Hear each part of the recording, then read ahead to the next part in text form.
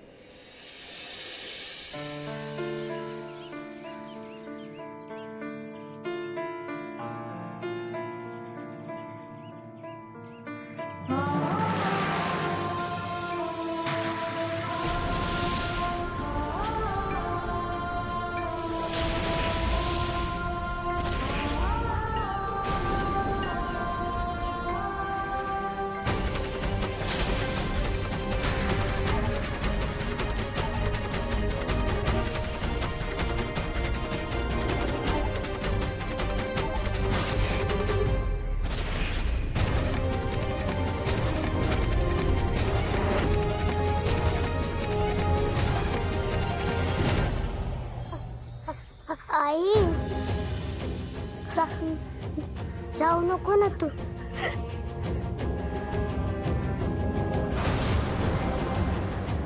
मीरा, तू माझ्या वेदासाठी खूप मोठा त्याग केलाय। तुझे उपकार कधीच विसरणार नाही। वेदा, वेदा, सोड तिला, सोड तिला। हे बघ, ती तुझी आई नाहीये, तुझी आई माया आहे, कळलं ना? आणि ही या घरात राहू शकत नाही। फसवलंय तिने तुझ्या बाबांना आणि आम्हाला सगळ्यांना, कळलं? सोड, सोड तिला, सोड तिला, तू सोड। नर्मदा, सोड तिला। अरे पण दादा, नर्मदा, मी तुला काय सांगितलं?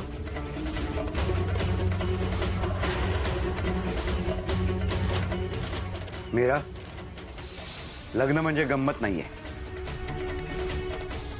पण आज तुला वेदानी आई म्हणून हाक मारली, त्यामुळे इथून पुढे तूच वेदाची आई आहे।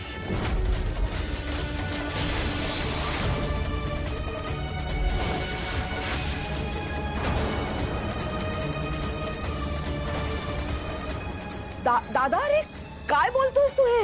हे लग्न नाहीये, फसवणूक आहे ही। मीरानी अथर्व बरोबर सगळ्यांसमोर लग्न केलेलं आहे। देवा ब्राह्मणांच्या साक्षीने हे लग्न झालंय। आणि सगळ्यात महत्वाचा मुद्दा, वेदासाठी जर का मीराच आई असेल तर सगळे प्रश्न संपतात।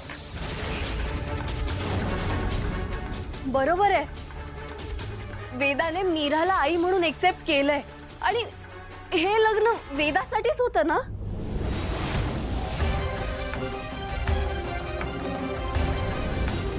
दादा, अरे काय बोलतोस तू? रामपुरीची सून व्हायच्या लायकीची तरी आहे काही? आपली वेदा बोलायला लागले नर्मदा।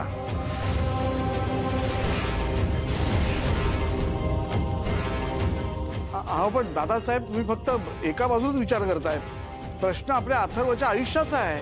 प्रश्न फक्त वेदाच्या भविष्याचा आहे आणि हे लग्न आपण फक्त वेदासाठी म्हणून करत होतो आणि वेदानी सगळ्यांसमोर मीराला आई म्हणून मानलंय।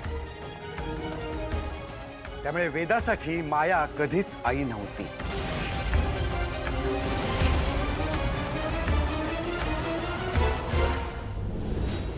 दादा, अरे भावनेच्या भरात मिठी मारली वेदानी तिला। मला नाही तसं वाटत। या घरासाठी जे योग्य आहे ते निवडणं हे माझं कर्तव्य आहे।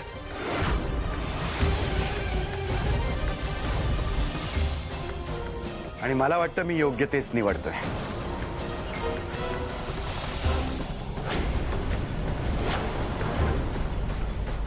अथर्व, तू तरी काहीतरी बोल ना.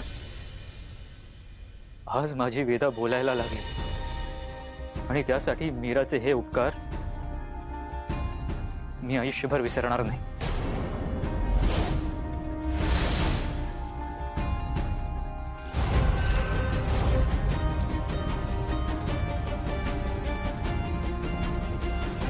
पण त्याचा अर्थ असा होत नाही की जे मीराने केले ते योग्य आहे.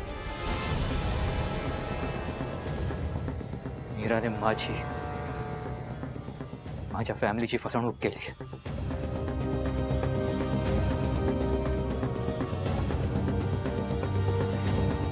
ती माझ्या वेदाची आई होऊ शकते, पण माझी बायको म्हणून मी तिला कधीही एक्सेप्ट करणार नाही.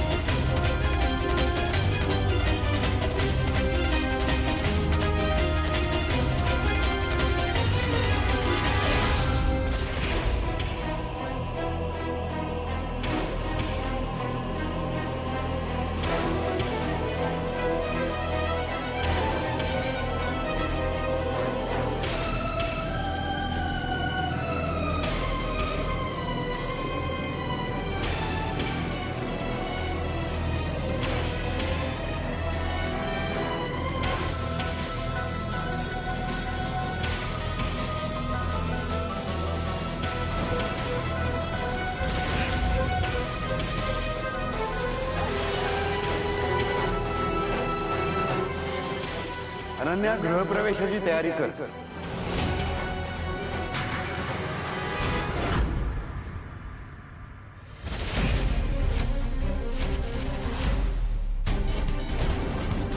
अनन्या, ऐकलंच ना मी काय म्हणालो ते? या घरची नवीन सून तुझ्या अथर्व दादाची बायको दारात उभी आहे. तिच्या गृहप्रवेशाची तयारी कर.